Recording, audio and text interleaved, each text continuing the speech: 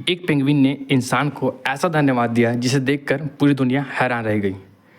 कुछ tourist Antarctica के बर्फीले वादियों में घूमने गए थे। तभी एक टूरिस्ट की नज़र एक पेंगुइन पर पड़ी जिसके गले में प्लास्टिक फंसा हुआ था। पेंगुइन दर्द से परेशान था और ठीक से सांस भी नहीं ले पा रहा था। टूरिस्ट ने बिना किसी देरी किए धीरे धीरे उसके गले से प्लास्टिक निकाल दिया। कुछ देर तक वो पेंगुइन शांत खड़ा रहा, फिर अचानक अपने झुंड की तरफ चला गया। लेकिन असली हैरानी तो उसके बाद हुई। थोड़ी देर बाद वही पेंगुइन वापस आया और अपने चोंच में एक मछली पकड़कर टूरिस्ट के सामने रख दिया। ऐसा लगा मानो वह उसको धन्यवाद दे रहा हो।